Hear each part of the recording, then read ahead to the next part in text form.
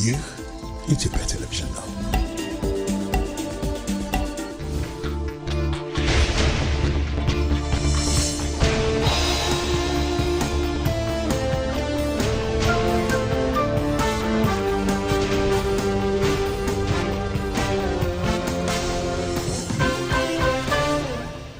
ኢቲቪ 57 ከኢትዮጵያ ቴሌቪዥን ጤና ይስጥልን። ሁሌም ከኛ ጋር ስለሆናችሁ ከልብ እናመሰግናለን። አርዕስተ ዜናውን እናስቀድማለን።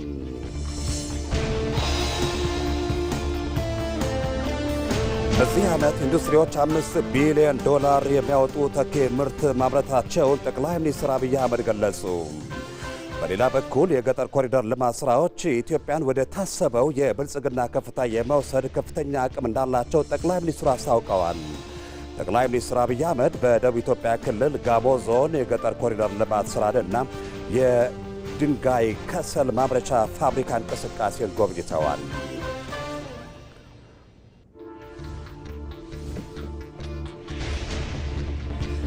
የኢትዮጵያ ቱሪዝም በቅርብ ዓመታት ውስጥ ስኬታማ ተግባር አስመዝግቧል።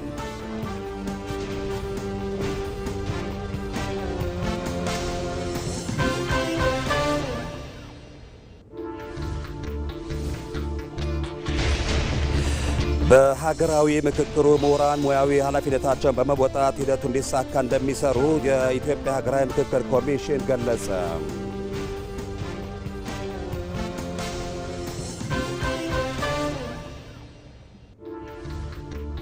በስፖርት የዓለም ዋንጫ ጥሎ ማለፍ ጨዋታ ዛሬም ቀጥለው ሲደረጉ ስፔን ከኦስትሪያና ፖርቹጋል ከክሮኤሺያ የሚያደርጓቸው ጨዋታዎች ይጠበቃሉ።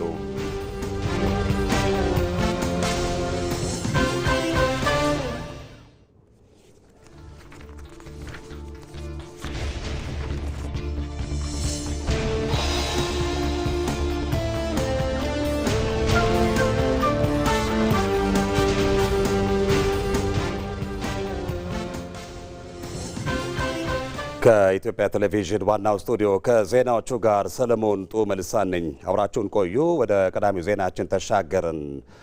በዚህ ዓመት ኢንዱስትሪዎች $5 ቢሊዮን የሚያወጡ ተኪ ምርት ማምረታቸውን ጠቅላይ ሚኒስትር አብይ አህመድ ገለጹ። ጠቅላይ ሚኒስትር አብይ አህመድ በደቡብ ኢትዮጵያ ክልል ጋሞ ዞን በ2017 ዓ.ም ስራ የጀመረውን የድንጋይ ከሰል ማምረቻ ፋብሪካም ጎብኝተዋል። በሌላ በኩል የገጠር ኮሪደር ልማት ስራዎች ኢትዮጵያን ወደ ታሰበው የብልጽግና ከፍታ የመውሰድ ከፍተኛ አቅም እንዳላቸው ጠቅላይ ሚኒስትሩ ገልጸዋል። ጠቅላይ ሚኒስትር አብይ አህመድ በዞኑ ምዕራብ አባያ ወረዳ በመገኘትም በአርሶ አደሮች የተከናወኑ አስደናቂ የገጠር ኮሪደር ልማት ስራዎችን ጎብኝተዋል። በዚህ ጊዜ ጠቅላይ ሚኒስትሩ ያስተላለፉትን መልእክት አብረን እንከታተል።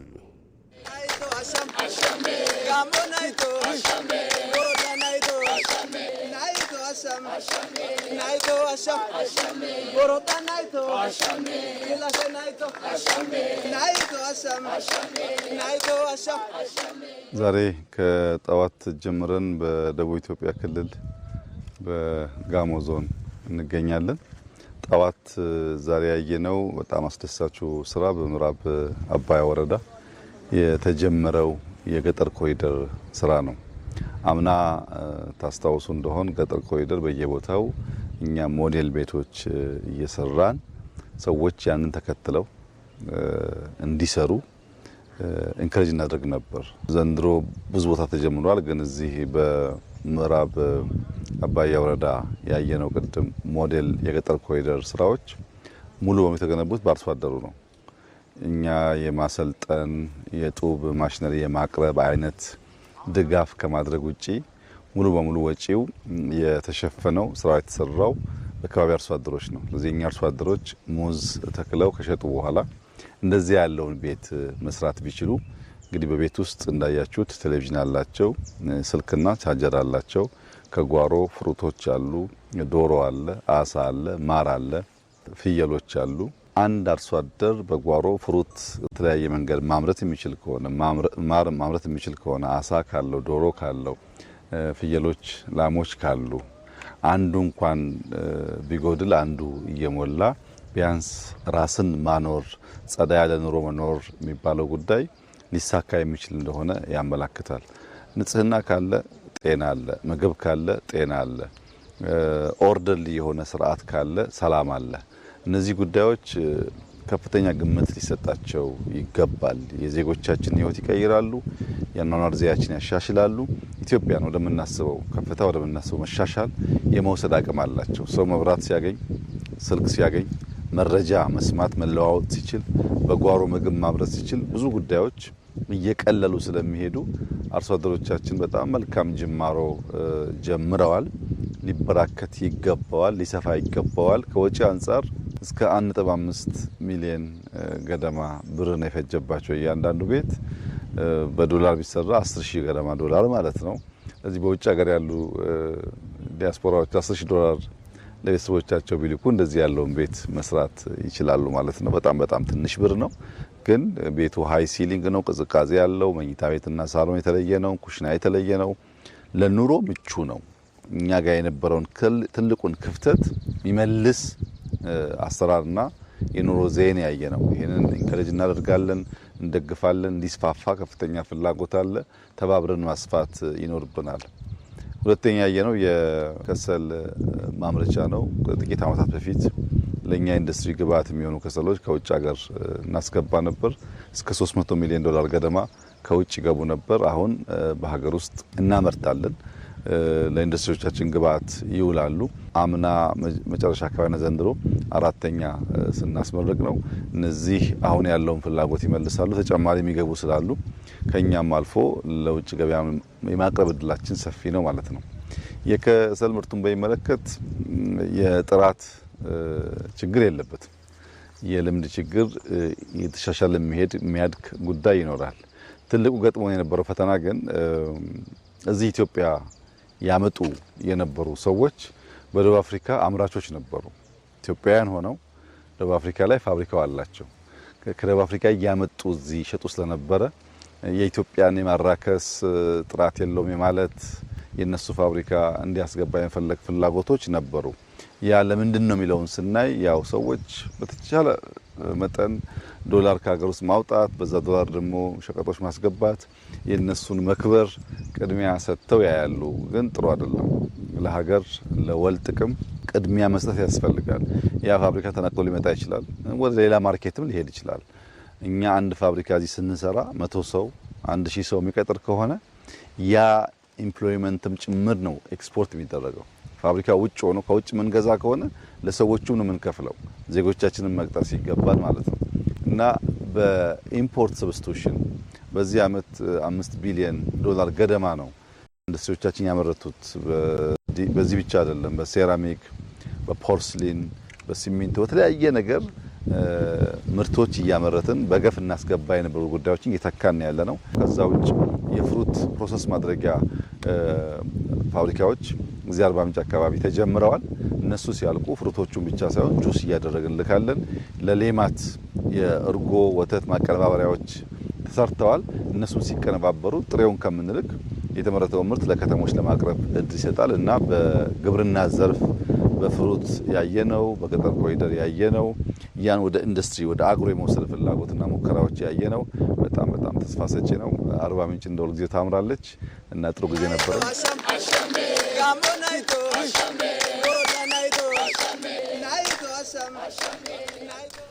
ጠቅላይ ሚኒስትር አብይ አህመድ በደቡብ ኢትዮጵያ ክልል ጋሞ ዞን ምዕራብ አባያ ወረዳ በመገኘት በአርሶ አደሮች የተከናወኑ አስደናቂ የገጠር ኮሪደር ልማት ስራዎችን ጎብኝተዋል። ጉብኝታቸውን በተንቀሳቃሽ ምስል አብረን እንከታተል እስቲ።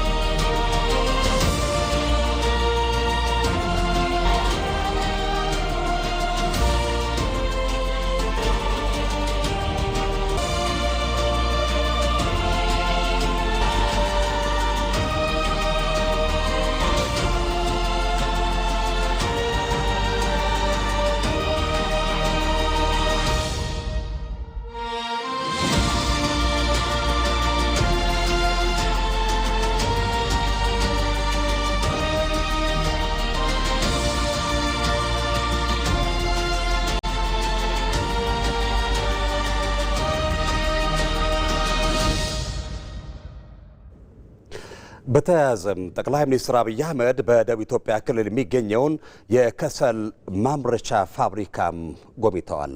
ጉብኝታቸው ምን ይመስል ነበር? ሲያብረን እንከታተል።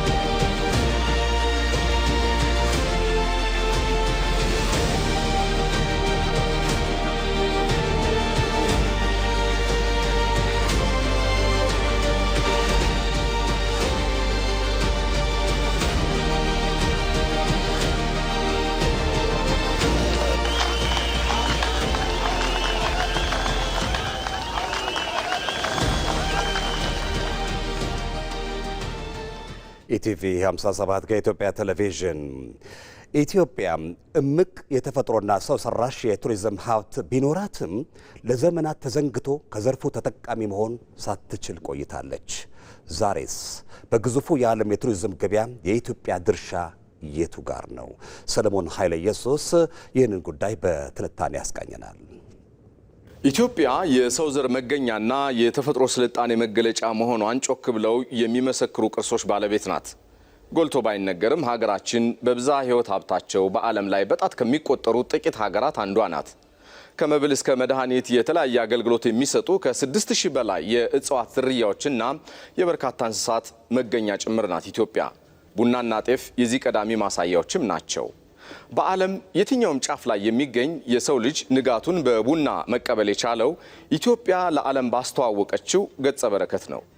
በእርግጥ የኢትዮጵያ የቱሪዝም ሀብት በተፈጥሮ ስጦታዎች ላይ ብቻ የተቀነበበም አይደለም።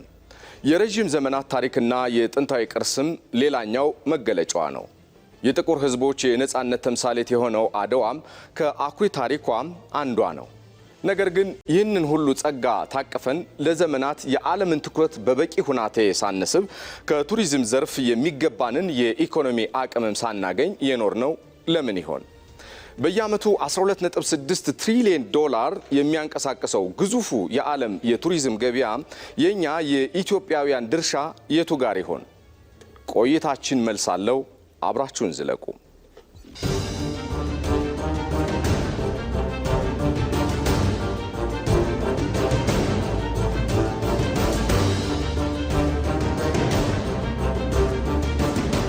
የማርኬቲንግ አባት በመባል የሚታወቀው ፊሊፕ ኮትለር ማርኬቲንግ ፕሌስ በተሰኘው ታዋቂ መጽሐፉ ላይ እንዳሰፈረው ሀገራት የራሳቸውን ልዩ መለያ ወይንም ብራንድ ፈጥረው ዓለም አቀፍ ትኩረትን መሳብ ካልቻሉ የተፈጥሮ ጸጋዎቻቸው ብቻውን የኢኮኖሚ ትርጉም አይኖረውም ይላል።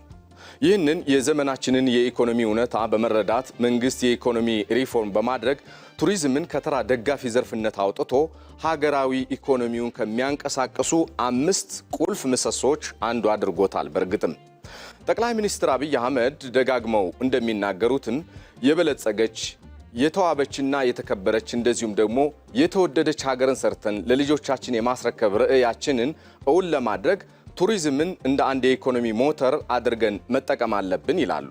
መረጃዎች እንደሚያመላክቱት በዓለም አቀፍ ደረጃ በየዓመቱ 10% የሥራ ዕድል የሚፈጠረው ከቱሪዝም ዘርፍ ነው። በኢኮኖሚው ረገድ አሜሪካ በዓመት እስከ $215 ቢሊዮን፣ ስፔን $107 ቢሊዮን፣ ፈረንሳይና ቱርክን በመሳሰሉ ሀገራት ደግሞ በቢሊዮን የሚቆጠር ዶላር ሲያስገቡ በአፍሪካ ደረጃ እንኳን ግብጽ $15 ቢሊዮን ከቱሪዝም ታገኛለች። የኢትዮጵያ ራዕይም ከዓለም የቱሪዝም ገበያ በሚገባት ልክ ተቋዳሽ መሆንን ነው። ኢትዮጵያ ቱሪዝምን የኢኮኖሚ ሞተር ለማድረግ የጀመረችው ጉዞ በተጨባጭ ተግባር የታጀበ ነው። ቀዳሚው እምቅ አቅምን ጥቅም ላይ ለማዋል ማነቆ የሆኑ ችግሮችን መፍታት ነበረ። ለዚህም ዓለም አቀፍ ደረጃውን የጠበቀ የእንግዳ አቀባበልና የሰው ኃይል ብቃትን ለማሳደግ የመሰረተ ልማት ግንባታ፣ ዲጂታይዜሽንና የአገልግሎት ጥራት ማላቅ ስራ በሰፊው ተሰርቷል። በሀገራችን ቱሪዝምን በታሪካዊ ቅርሶች ላይ ብቻ ከማንጠልጠል ይልቅ ገበታ ለሀገር፣ ገበታ ለትውልድ በሚሉ ግዙፍ ፕሮጀክቶች እንደ ወንጪ፣ ጎርጎራና ኮይሻ ያሉ መዳረሻዎች ለምተዋል። በዚህ በአዲስ አበባ የተሰሩት የኮሪደር ልማቶችም አንድነት ፓርክ፣ እንጦጦና የሳይንስ ሚውዚየም ዋና ዋና ከተማዋን የትራንዚት ማዕከል ብቻ ሳትሆን ቱሪስቶች አርፈው ቆይተው የሚዝናኑበት መዳረሻ አድርገዋታል። ከመሰረተ ልማት ግንባታ ባሻገር የቅርስ እድሳትና የማስመለስ ስራም በስፋት ተሰርቷል። ለ100 ዓመታት ሳይታደስ በመቆየቱ አሳዛኝ ሁናቴ ውስጥ የነበረው የጎንደሩ ፋሲለደስ ግንብ ለቀጣይ 50ና 60 ዓመታት በሚያገለግል ትውልድ በሚኮራበት መልኩ ታድሷል። ብሔራዊ ቤተ መንግስት ከአስፈሪነትና ከተረሳ ግቢነት ወጥቶ ዛሬ በሚሊዮኖች የሚጎበኝ የውበት ማዕከል ሆኖ ቀጥሏል። እንደዚሁም የላሊበላ ውቅር አብያተ ክርስቲያናትና የጀጎል ግንብ ታሪካዊ ይዘታቸውን በጠበቀ መልኩ ጥንቃቄ በተሞላበት መንገድ ማደስ ተጀምሯል። ሌላው ባለፉት 7 ዓመታት ብቻ በተለያዩ ዘመናት ከሀገር ተዘርፈው የነበሩ ከ35 በላይ ታሪካዊ ቅርሶችን ወደ ሀገራቸው መመለሳቸው የመጎብኘት አቅማችንን የሚያጎለብት ሆኗል። አዲስ አበባ የአፍሪካ ህብረትና የተባበሩት መንግስታት ድርጅት የኢኮኖሚ ኮሚሽን መቀመጫ መሆኗን ተጠቅመን የኮንፈረንስ ቱሪዝምን ወይንም ማይስ ኤንድ ስቶፕኦቨር ቱሪዝምን ማሳደግ ትልቅ የውጭ ምንዛሬ ማግኛ ስልት ተደርጓል። ታዋቂው ጸሐፊ ናይጀል ሞርጋን ዴስቲኔሽን ብራንዲንግ በተሰኘው ስራቸው እንዳስነበቡት አንድ ሀገር ውጤታማ የምትሆነው ይላሉ የተፈጥሮ ጸጋዋን በመተማመን ብቻ ሳይሆን ያንን ጸጋ ስልታዊ በሆነ መንገድ መቅረጽና ማስተዋወቅ ስትችል ነው። መንግስት ቱሪዝምን አዲሱ የኢኮኖሚ ሞተር አድርጎ ከዚህ አኳያ መሰረተ ልማቶችን በመገንባት ቅርሶችን በመንከባከብና አዳዲስ መዳረሻዎችን በማልማት የድርሻውን እየተወጣ ይገኛል። አሁን ትልቁ ኃላፊነት ያለው በህዝቦች እጅ ላይ ነው። ስለ ሀገራችን የሚወጡ የተዛቡ ትርክቶችን በመቀየር ሀገራዊ የገጽታ ግንባታን በጋራ ኃላፊነት መምራት አለብን። የቱሪዝም ሞተራችን ተነስቷል። የኢትዮጵያ ቱሪዝም በቅርብ ዓመታት ውስጥ ተጨባጭ የሆነ ስኬት አስመዝግቧል። በዓለም አቀፍ ደረጃ ግዙፍ ኢኮኖሚ ከሚንቀሳቀስበት ቱሪዝም ኢትዮጵያ የድርሻዋን ማግኘት ጀምራለች።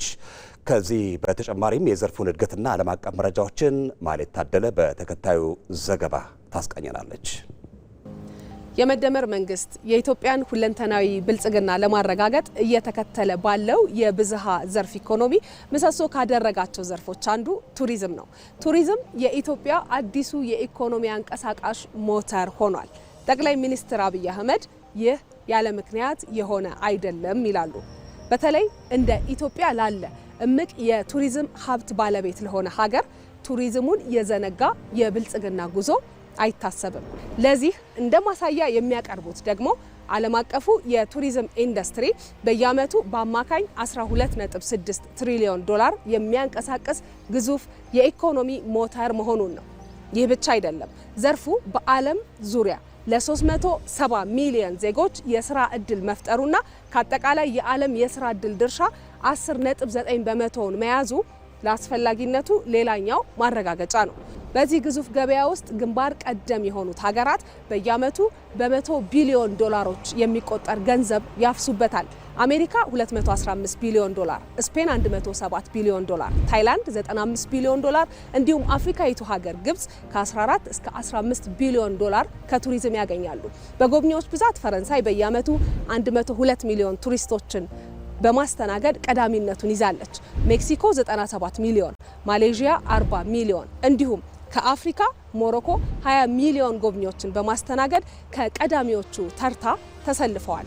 አንዲት ሀገር ከ10 እስከ 20 ሚሊዮን የሚደርሱ ቱሪስቶችን ስታስተናግድ በሀገር ኢኮኖሚ ላይ ጉልህ ልዩነት መፍጠር ይቻላል ይላሉ ጠቅላይ ሚኒስትር አብይ አህመድ። ለምሳሌ ቱሪስቶች በቆይታቸው በሚሸምቷቸው የሀገር ውስጥ ምርቶች ሚሊዮን ዶላሮችን ያለምንም የወጪ ንግድ እንቅስቃሴ በሀገር ውስጥ ማግኘት የሚቻልበትን እድል መፍጠር እንደሚቻል ያነሳሉ። የስብሰባና የኮንፈረንስ ቱሪዝም ወይም ማይስ ቱሪዝም ደግሞ ከተለመደው የመዝናኛ ቱሪዝም ጋር ሲመሳከር እስከ 5 እጥፍ የሚበልጥ ከፍተኛ ገቢ ያስገኛል። እምቅ የተፈጥሮ የታሪክና የባህል ሀብት ባለቤት ለሆነችው ሀገራችን ኢትዮጵያስ ቱሪዝም ምን ማለት ነው? የመዳረሻ መሰረተ ልማት እጥረትን ለመፍታት የተገነቡ የቱሪስት መዳረሻዎች ለኢትዮጵያ ቱሪዝም አዲስ ታሪክ የጻፉ ናቸው።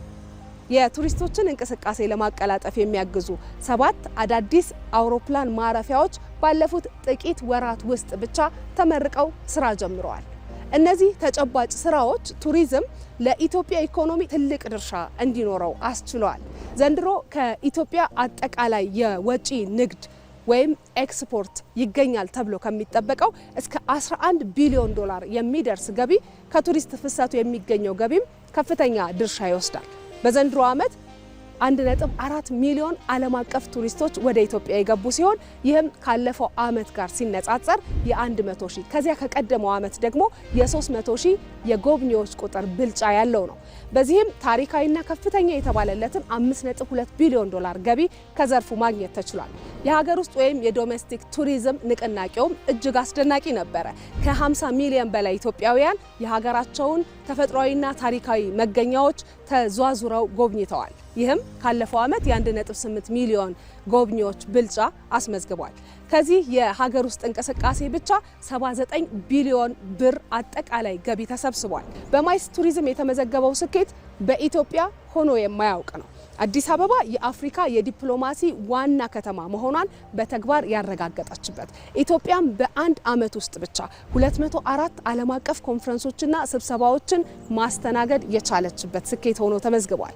ይህ ቁጥር ካለፈው ዓመት በ50 ስብሰባዎች ከዚያ ከቀደመው ዓመት ደግሞ በ166 ኮንፈረንሶች የላቀ ብልጫ የተመዘገበበት ነው። የሚሰሩ ስራዎች ተከታታይነት ያላቸው እየተገኘ ያለው ውጤትም በየጊዜው የሚያድግ መሆኑ እነዚህ በጠቅላይ ሚኒስትር አብይ አህመድ የተጠሩት ቁጥሮች ጉልህ ማሳያ ናቸው። በዚህም ኢትዮጵያ በቅርብ ዓመታት በአፍሪካ ቀዳሚ የጎብኚዎች ምርጫ እንደምትሆን እርግጥ ነው። በመደመር መንግስት ከተለዩት 5 የኢኮኖሚ ምሰሶዎች አንዱ ሆኖ የተመደበው ቱሪዝም የኢትዮጵያን እምቅ ሀብት ወደ ጥቅም የሚቀይር ቁልፍ ዘርፍ ተደርጎ እየተሰራበት ነው። ለዘመናት በቂ ትኩረት ያላገኘውን የቱሪዝም ዘርፍ ለማነቃቃት እየተከናወኑ ያሉ የመዳረሻ ልማት፣ የቅርስ እድሳትና የማስተዋወቅ ስራዎች ኢትዮጵያን በዓለም የቱሪዝም ገበያ ተወዳዳሪ ለማድረግ መሰረት እየጣሉ ነው። ጌታቸው ባልቻ ዝርዝሩን አዘጋጅቶታል። ተፈጥሮ ሸራዋን ዘርግታ የውበት ጥበቧን በልግስና ያሳየችባት ምድር ነች ኢትዮጵያ። ከሰማይ ጠቀስ ተራሮች እስከ የዓለማችን ዝቅተኛው ስፍራ መገኛም ናት። የኢትዮጵያ ውበት በተፈጥሮ ድንቆች ብቻ አይወሰንም። የጥንቱን የምህንድስና ጥበብ ገናናነት ለትውልድ የሚያወሩ የሰው ልጅ እምነትና ጥበብ የት ድረስ ሊጓዝ እንደሚችል ምስክር የሆኑ ቅርሶች ባለቤትም ነች። የሰው ዘር መገኛ የጥንታዊ ስልጣኔ እምብርትና የተፈጥሮ ድንቆች ውህድ የሆነችው ኢትዮጵያ ከማራኪው የባህል ብዝሃነት እስከ ጥንታዊው የታሪክ አሻራ ድረስ ለዓለም የምታበረክተው የቱሪዝም ሀብት እጅግ ገዘፍ ያለ ነው። የዚች ድንቅ ሀገር የቱሪዝም ሀብት በአንድ አካባቢ ብቻ የሚገለጽ ሳይሆን ከአንዱ ወደ ሌላ ጫፍ ቢያካልሏት ራሷ መስህብ መሆኗን የሚመሰክር ነው። የኢትዮጵያ የቱሪዝም ሀብት አስደናቂ የመሆኑን ያህል ሌላም ገጽታ አለው። የጎብኚዎችን ቀልብ የሚገዙ ለመቁጠር የሚያስቸግሩ መስህቦች ቢኖሩም የመሰረተ ልማት ችግር እንደ ልብ ከአንዱ ወደ አንዱ ስፍራ መጓዝን አዳጋች አድርገው ቆይተዋል። የመሰረታዊ አገልግሎት እጥረትና የመረጃ ክፍተትም ኢትዮጵያ በዓለም ትሪሊዮን ዶላሮች ከሚንቀሳቀስበት ዘርፍ እንዳትጠቀም አድርጓታል። የዚህ ችግር ዋነኛ ምንጭ ደግሞ ባለፉት መንግስታት የቱሪዝም ዘርፍ የሚታይበት መነጽር የተሳሳተ መሆኑ ነው።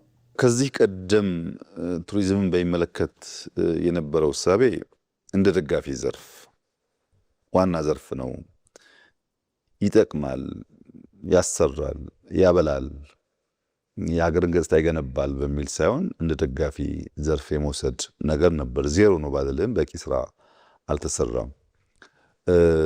ታሪካዊ ቅርሶቻችን ላይም ያለን ምልከታ ያለን እይታም ችግር አለበት። እንደ ዕዳ የምናያቸው ነገሮች አሉ። ታሪካዊ ቅርሶቻችንን እንደ ዕዳ እንድናይ ከሚያደርገን አንዱ ነገር ናሬሽኑ ነው። ዛሬ ለኢትዮጵያ የቱሪዝም ዘርፍ የንጋት ፀሐይ ወጥታለች። የመደመር መንግስት ቱሪዝምን ከኢኮኖሚው ዋነኛ ምሰሶዎች አንዱ አድርጎም እየሰራ ይገኛል። የመደመር ፍልስፍና ትላንትን ከዛሬ ዛሬን ደግሞ ከነገው ጋር የሚያሰናስል ድልድይ ነው።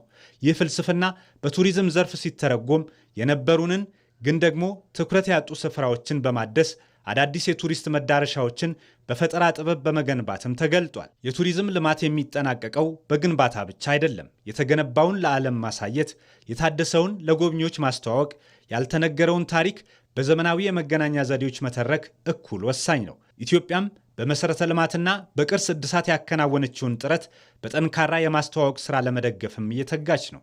ለምሳሌ የዲያስፖራ ሆም ካሚንግ የሚባለው እንቅስቃሴ ሰከንድ ጄኔሬሽን ኢትዮጵያውያን መጥተው ሀገራቸውን እንዲያዩ እንዲያውቁ እድል ፈጥሯል። ሁለተኛው የተለያዩ ኢንፍሉዌንሰርስ ከተለያየ ሀገር መጥተው ኢትዮጵያን እየጎበኙ ኢትዮጵያን በብዙ አስተዋውቀዋል። ሌላ የመሪዎችን ጉብኝት የወሰድክ እንደሆነ ከዚህ ቀደም እንደምናደርገው ጀስት መጥቶ ቢሮ ስብሰባ አድርጎ አይደለም የሚካሄደው። የመጣ ሰው በተቻለ መጠን አንዳንድ ነገሮች እንዲያይ ይደረጋል። አብሮት ሚዲያ አለ፣ አብሮት የሚመጡ ሰዎች ስላሉ የኢትዮጵያ ሌላ ገጽታ ማየት እንዲችሉ ሙከራዎች ይደረጋሉ። ግን በቂ አይደለም። እያንዳንዱ ኢትዮጵያዊ ኢትዮጵያን አስቦ አልቆ አሳምሮ የመስራት ብቻ ሳይሆን የመግለጥ ኃላፊነት አለበት እና ያንን በተቀናጀ መንገድ ስንሰራ የምናገኘውም ጥቅም በዛው ልክ እያደገ የሚሄድ ይሆናል። ኢትዮጵያ በተፈጥሮ ድንቅነቷ፣ በታሪክ ጥንታዊነቷና በባህል ብዝሃነቷ በዓለም የቱሪዝም ካርታ ላይ ደምቃ የምትታይ ሀገር ናት። ይህንን እምቅ ሀብት በተገቢው መንገድ ጠብቆ ማቆየት፣ የተጀመሩ የመዳረሻ ልማት ሥራዎችን አጠናክሮ መቀጠልና ለዓለም ማስተዋወቅ የሀገሪቱን የኢኮኖሚ እድገት ከማፋጠኑም በላይ የጥንታዊቷን ምድር ዝና በዓለም አደባባይ ደምቆ እንዲበራ ያደርገዋል። ከሀገራዊ ለውጡ በፊት በቸልተኝነት አቧራ ለብሰው የኖሩ የኢትዮጵያ የቱሪዝም መስህቦች ዛሬ በመደመር መንግስት ቁርጠኝነት አዳዲስ መዳረሻዎችን ከመፍጠር ባለፈ ያሉትን ለጎብኚዎች ምቹና ማራኪ የማድረግ ግዙፍ ሀገራዊ ትንሣኤ እየተመዘገበባቸው ይገኛል። ኢትዮጵያ በባዶ መፈክር ታጥራ ከኖረችበት የቱሪዝም ቁልቁለት ወጥታ ተፈጥሮና ታሪክ ያደሏትን ጸጋዎች ከዘመናዊ መሰረተ ልማት ጋር በማዋሃድ የኢኮኖሚያ ዋና ምሰሶ ወደ ማድረግ የተሸጋገረችበት አዲስ የመደመር ተግባራዊ ምዕራፍ ኢትዮጵያን በአዲስ ገጽታ ለዓለም እያሳየ ነው። ብሩክ ተስፋዬ ተጨማሪውን ያቀርበዋል። ኢትዮጵያ የተፈጥሮ እጆች በጥንቃቄ የከሸኗት የተፈጥሮና የታሪክ ማህደር በወርቅ ቀለም የከተባት ድንቅ ምድር ከሰማይ በታች ያሉ ድንቆች ሁሉ በአንድ ጥላ ስር የተሰበሰቡባት ውብ ሀገር ኢትዮጵያ ከሀገራዊ ለውጡ በፊት ተፈጥሯዊ ሀብቶቿን የሚገልጥ ታሪካዊ ቅርሶቿን አቧራቸውን አራግፎ የሚያስውብ የተጎዳውን የሚጠግን አዲስ መዳረሻን የሚያለማ ቁርጠኛ መሪና መንግስት አጣ። ኢትዮጵያ ባለጸጋ ሆና እያለች እንደ ድሃ ምጽዋትን እየጠበቀች የዓለም ድንቆች ባለቤት ሆና ሳለ በባዶ ካዝና መባዘን እጣዋ ሆኖባት ነበር። ቱሪዝም ሁሉ ነገሩ በሆነበት አሁናዊ ዓለም እንደ ደጋፊ ተቆጥሮ የፖሊሲና የትኩረት አቅጣጫ ሳያገኝ ዘመናት ተቆጥረዋል። ያ ለዘመናት ተዘግቶ የቆየው የሀገር ሀብት ማህደር ዛሬ በመደመር መንግስት እጆች ቁልፉ ተገኝቶለታል። ፍልስፍናው ወደ መሬት ሲወርድ ቱሪዝም ሀገርን ከድህነት አዙሪት የሚያወጣ ቁልፉ ምሰሶ እንዲሆን ከርዕዮት እስከ ፖሊሲ ማሻሻያ አዲስ ፍኖት ተልሞ የዘርፉን አንጡራ ሀብትነት እንዲሸጋገር አድርጎታል። እንደ ኢትዮጵያ ያለ ድንቅ ታሪካዊ ምርጥ ሀገር ስሟ ጠልሽቶ ስሟ ጠፍቶ በችግር በረሃብ ብቻ እንድትታወቅ በከፍተኛ ደረጃ ሰርተውባታል። ይሄን የሰሩባት በግምት አይደለም፣ ረሃብኛ ጋር ብቻ ስለሆነም አይደለም። እኛ ያላሰለጠን ነው፣ እኛ ያልገዛ ነው፣ እኛ ያልመራ ነው አይለማም፣ አይሰማም፣ አይበለጽግም የሚለውን አስተርሽን የሚለውን ናሬሽን ለማስረጽ እንዲመቻቸው ነው። ያንን ስሟን ለመቀየር ብትናገር ሰው አይሰማም። መጥቶ ሲያይ ግን የሚቀየር የሚማረው ነገር አለ። ፖለቲካዊ ጥቅምም ደግሞ እንዲሁ አለው።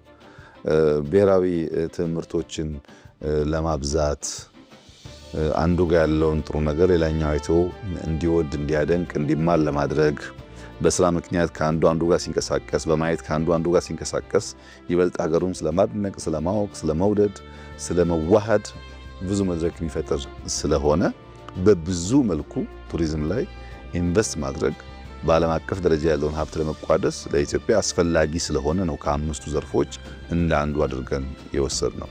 የመደመር መንግስት የቱሪዝሙ ዘርፍ ያለውን መግለጥ ብቻ ሳይሆን አዳዲስ መዳረሻዎችን ማልማትና ያሉትን ደግሞ ለጎብኚዎች እጅግ ምቹና ማራኪ አድርጎ መስራትን ትኩረት ሰጥቶታል።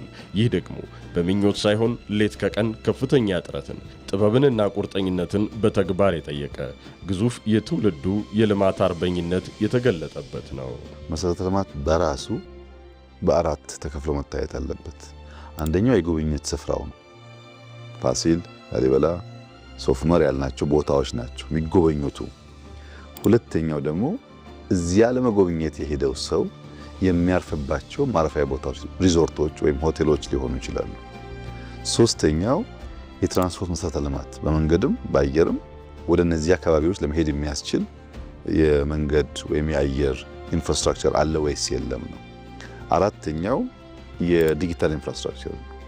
ሳትሄድ ስለምትሄድበት ቦታ በቂ የሆነ ምስል፣ በቂ የሆነ መረጃ ማግኘት፣ ቨርቹዋሊ ቡክ ማድረግ መቻል፣ ይሄ ኢንፍራስትራክቸር ክሪቲካል ነው። ዲጂታል ኢንፍራስትራክቸር ከሌለ፣ የትራንስፖርት ሚንስ ከሌለ፣ ከሄድክ በኋላ ማረፊያ ቦታው ከሌለ ራሱ የሚታየው ቅርሱ ብቻውን ለጉብኝት መስህብ መሆን አይችልም። ከሄድክ በኋላ ማደሪያ፣ መመገቢያ ቦታ ስለሚያስፈልግ እነዚህን አራት ኤሪያዎች እንደ መሰረተ ልማት መውሰድ ትችላለህ። ይህም ለአዲሲቷ ኢትዮጵያ ልዩ ገጽታን የሚሰጥ ትናንትን ከዛሬ የሚያስተሳስር ነገን የሚያሻግር ሀገርን በጥበብ የመስራት ጅማሬ ነው። ኢትዮጵያውያን እንደ ሸማ የሚያጋምዱ ባህልና እሴቶች በመስህብነት ተሰናስለው ከተፈጥሮ ሀብቶቻቸው ጋር የአዲሱ የኢኮኖሚ ሞተር አንቀሳቃሽነት ሚናን የመላበስ ዕድሉን በሀዲዱ ላይ ጉዞውን ጀምረዋል። የኢትዮጵያ ብሮድካስቲንግ ኮርፖሬሽን ኢቢሲ ሁለት አዳዲስ የቴክኖሎጂ ፕሮግራሞችን ከነገ ጀምሮ ለተመልካቹ ማቅረብ ይጀምራል። የቴክኖሎጂና የቢዝነስ ፈጠራ ያላቸውን ወጣቶች የሚያወዳድረው ኢትዮ ስታርታፕ ፕሮግራም ወጣቶችን አወዳድሮ አሸናፊዎችን የሚሸልም የውድድር ፕሮግራም ነው።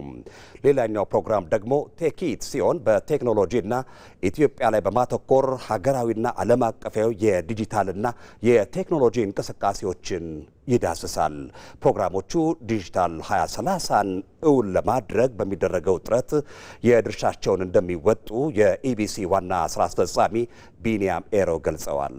ህይወት ብርሃኑ በመደመር መንግስት በትኩረት ከሚሰራባቸው በርካታ ተግባራት መካከል አንዱ የሆነው የዲጂታል ኢትዮጵያ ጉዞ በሀገር አቀፍ ደረጃ በርካታ ውጤቶችና ለውጦችን እያስመዘገበ ይገኛል። ለበርካታ ዓመታት የተለያዩ ዘገባዎችንና ትንታኔዎችን በማቅረብ ማህበረሰብን ሲያንጽ የቆየው ኢቢሲ ይህንን የለውጥ ጉዞ በመደገፍ የበኩሉን በማድረግ ላይ ይገኛል። ለቴክኖሎጂ ቅርብ የሆነ ማህበረሰብን በመፍጠር የዲጂታል እውቀትን በማስፋት የዲጂታል ሽግግሩን እውን እንዲሆን የበኩሉን ሚና እየተወጣ እንደሆነ የኢቢሲ ዋና ስራ አስፈጻሚ አቶ ቢኒያም ኤሮ ይገልጻሉ። ኢቢሲ እንደ ሀገርም የቴክኖሎጂ ጉዳይ ዋና የእድገት ሁለንተናዊ ብልጽግና ከምናረጋግጥባቸው አምስቱ ዘርፎች ውስጥ አንደኛ ሆኖ መጥቷል። የዲጂታል ኢትዮጵያ ወደ 2030 መሻገሩም እኛም ቴክኖሎጂ ፕሮግራም መጀመራችን ይህን ታሳቢ ያደረገ ነው። ከዛ ጋር በጋራ አብሮ እንዲሄድ የሚያስተሳስር ነው። ወቅቱን እየዋጁ አብሮ መሄድና እየዘመነው ካለው ዓለም ጋር እየተለወጠ ካለው ዓለም ጋር እኩል መራመድ ከሚዲያ የሚጠበቁ አንዱ ይሄ ነው። ኢቢሲ ብሔራዊ ጣቢያ እንደመሆኑ ስለ ቴክኖሎጂ መናገር ብቻ ሳይሆን በተለይም በጥናትና ምርምር ክፍሉ ዘመናዊ የቴክኖሎጂ ውጤቶችንና የዳታ ትንተናዎችን በመጠቀም በእውቀት የተደገፈ መረጃን ለህብረተሰቡ እያደረሰ ይገኛል። አጠቃላይ ኢቢሲም አርቲፊሻል ኢንተለጀንስን በአግባቡ በልኩ እየተጠቀመ ነው ያለው። ማደግ ቢገባውም በጅምር ደረጃ ጥሩ ተግባቦት እየፈጠርና እየተጠቀምንበት ነው የምንገኘው። የሪሰርች የጥናትና ምርምር ክፍላችንም አርቲፊሻል ኢንተለጀንስ ሲጠቀም አጠቃላይ ቶቻችን በዛ ቅኝት ውስጥ የተስተካከሉ እንዲመጡ እያደረግን ያለ ነው። አሁን ባለንበት የዲጂታል ዓለም ዲጂታል ስታርታፕ የኢኮኖሚ እንቅስቃሴውን ከሚዘውሩ ቀዳሚ ኃይሎች ውስጥ ይጠቀሳል። በየቀኑ አዲስ ተቋም አዲስ ስታርታፕ ስሙንም አናውቀው ግን ያው ሲስተሙ ሴኩር የሆነና አላማው ምን እንደሆነ ገልጾ ውል ፈርሞ ፋይዳ ጋር ሊንክ ማድረግ በጣም ሲምፕል ነው። እዚህ ላይ የሚቀርቡት እንግዲህ ስታርታፖች ለውድድር የሚቀርቡት በቀላሉ ከስተመር ለማፍራት እንደሚጠቅማቸው ይረዳሉ ብዬ አስባለሁ። ግንዛቤ መጨበጥ ያለባቸው እሱ ዙሪያ ነው። ኢቢሲ የሚጀምራቸው የቴክኖሎጂ ፕሮግራሞች ዋነኛ የመረጃና የይዘት ምንጮቹ በዘርፉ ላይ የሚሰሩ የቴክኖሎጂ ተቋማትና ስታርታፖች ራሳቸው መሆናቸው ኢትዮጵያ የቀረጸችው የዲጂታል ሽግግር ግብ ትልቅ ስኬት ነው። ይህ የሚዲያና የቴክኖሎጂ ተቋማት ጥምረት ፈጠራን ለማበረታታትና ችግር ፈቺ እንዲሆኑ ለማስቻል ሚናው የጎላ ነው። ስታርታፕ ድጋፍ የሚያደርጉ ተቋማት አሉ። እነዛ ተቋማት ያገዟቸው እንደዚሁም በራሳቸው ጥረት ፈጠራዎች ያሏቸውን ወጣቶች እናወዳድራለን። እዛ ልልፋታቸው ደግሞ በልኩ ሽልማት እንሰጣለን። ከሽልማቱ ከፍ ባለመልኩ ደግሞ ወደ ገበያው ገብቶ ተወዳዳሪ እንዲሆኑ የምናደርግበት ነው። ሁለተኛው የቴክቲ ደግሞ ዲጂታል 2030 አጠቃላይ እንደ በቴክኖሎጂ ምን እየሰራን ነው፣ እንደ ሀገር ተቋሞቻችን ምን ለውጥ አመጡ፣ በዝርዝር ኢምፕሊመንት የተደረገውን ነገር የታሰቡትንም የተተገበሩትንም ሊተገበሩ የሚችሉትንም ትላንትን ከዛሬ ከነገ ጋር እያስተሳሰርን እንሄድን ለወደፊቱ ዘመን መዘጋጀት የሚችል ሀገርና ሕዝብን እያነቁ እያሳወቁ የሚሄድ ስራ ነው የምንሰራው። ስታርታፕ ኮምፒቲሽን በጣም ብዙ ወጣት ሞቲቬት የሚያደርገው የሆነ ቦታ ቀርቦ በሀሳቡ በፕላትፎርሙ ባቀረበው ፕሮዳክት አሸንፎ መሸለም ይፈልጋል ብዙ ወጣት። ስለዚህ ኢትዮ ስታርታፕ ቴክት የሚሉት ፕሮግራሞች በጣም ብዙ ተመልካች እንደሚኖራቸው እርግጠኛ ነኝ። በተለያየ መንገድ ስራ ፈጠራን ሲደግፍና ሲያበረታታ የነበረው ብሔራዊ ጣቢያው ዛሬ ላይ የሶፍትዌር ልማት ባለሙያዎችን፣ ዲጂታል ስታርታፖችን በማወዳደር የዲጂታል ኢትዮጵያን እውን ለማድረግ የራሱን አሻራ ኑሯል። ኃላፊው ኢቢሲ እንዲህ አይነት ውድድሮች መጀመራቸው በያሉበት ተቆራርጠው ይተገበሩ የነበሩ ችግር ፈቺ ምርምሮች ወደ ተግባር የሚለወጡበት አንድ እድል እንደሚሆን ገልጸዋል።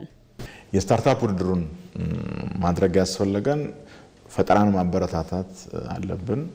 እየፈጠርን ነው ለውጥ የሚመጣው እንደ ሀገር። ይህን እሳቤ እንዴት ነው ወደ መሬት የምናደርገው ይዘት አድርገን የምናመጣው እንዴት ነው ስንል አንድ ወጣቶችን ውድድር በማድረግ ይህን የፈጠራ ውድድር ላይ ተሳትፎ አድርገው ራሳቸውን እንዲያሳዩ እድሎች እንዲፈጠሩላቸው ግንኙነቶች እንዲፈጥሩ ማድረግ ያስፈልጋል የሚለው። ለዚህም ብዙ አይነት ፈጠራዎችን ያልታዩ እድል ያላገኙ በደንብ እድሉ እንዲጠቀሙ ሚዲያ ነው አንዱ እድል የሚፈጥረው አካልና ከዛ አንፃር ነው እነዚህን ፕሮግራሞች የጀመረ ነው።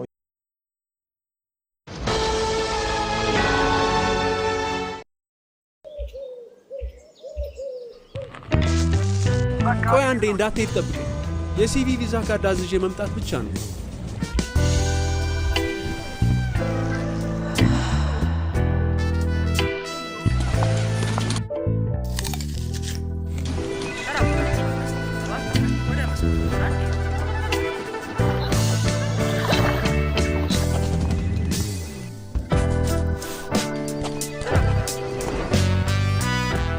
ባንኮ በመዳፎ በያዙት ስልኮ ቤቶ ድረስ ከተፍ ይላል። ሰላም ጤና ይስጥልኝ።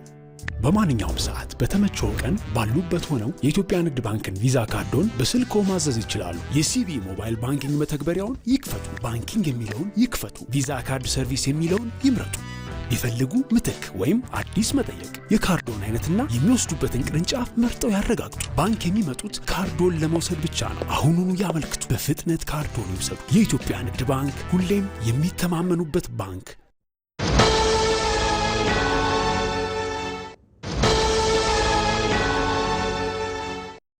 አመሰግናለሁ። መልካም ጊዜ ይመቻችሁ። አናጪ አንቺ ነሽ እኔን የምታግዢው። Fernandez.